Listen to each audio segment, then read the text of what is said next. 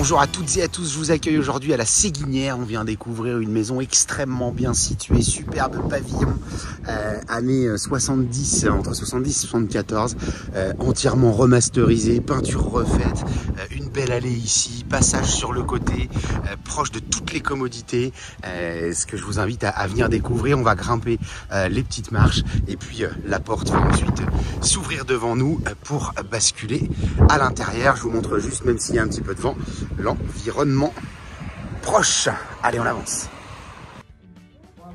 Et nous voici donc de suite à l'intérieur de cette maison, bien sûr, comme je vous le disais, qui n'a plus rien à voir avec l'année de sa construction. Tout a été modifié. On a les menuiseries en PVC avec des volets roulants électriques, une très très belle pièce de vie et extrêmement claire en plus, avec des tons neutres. On a une belle cheminée foyer fermé qui va nous permettre de faire un beau complément de chauffage. À l'arrière, une baie à galandage ici.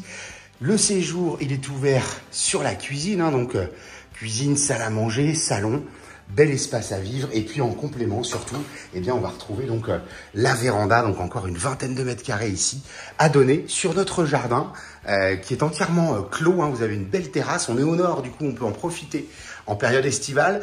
Peut-être demain, si vous n'avez pas la main aussi verte, remettre tout ça avec un carré de pelouse.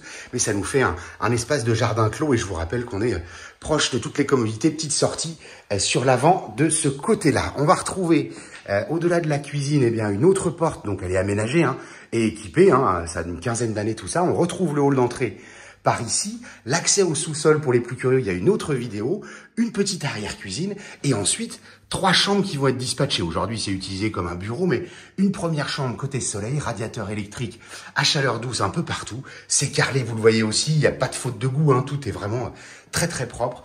Deuxième chambre sur un parquet traditionnel, menuiserie changée là aussi, les toilettes suspendues qui ont été changées, des rangements encore ici. La troisième chambre aujourd'hui, elle fait office de lingerie, on y a aménagé un petit espace lingerie, mais en un coup de cuillère à peau, ça redevient une chambre. Et puis, salle de bain avec baignoire et douche, peut-être le rose de la faïence qui sera à rebasculer sur des tons que l'on voit aujourd'hui. Voilà, pour les plus curieux, on a une petite vidéo où elle est à suivre d'ailleurs du sous-sol. Et je vous invite toujours à venir découvrir cette maison et nous rejoindre sur www.mbcimo.com et la chaîne YouTube MBC Imo.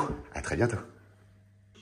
Voilà, donc pour les plus curieux, on descend les escaliers et on va retrouver un sous-sol total avec un portail ici sectionnel électrique, un tableau justement électrique qui a été refait ici. C'est assez spacieux, même si aujourd'hui c'est encombré, mais on a de quoi mettre un véhicule. Ici, on pourrait avoir tout un espace atelier. On a un petit toilette aussi également de ce côté-là. Donc ça, c'est extrêmement intéressant.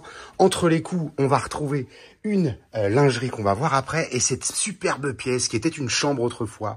Une pièce de jeu. Là, on est en plein déménagement. Mais regardez-moi cet environnement avec la petite cheminée qui a peut-être fumé un peu, mais dans laquelle on peut passer vraiment des moments très agréables. Et c'est très lumineux et carrelé. Et derrière cette porte là-bas, bien sûr, incontournable, la cave, comme on la retrouve par chez nous. Je vous disais tout à l'heure, entre les coups, on a encore cette pièce de lingerie, branchement, machine à laver qui peuvent être là aussi. On a une petite douche dans le coin, le ballon d'eau chaude.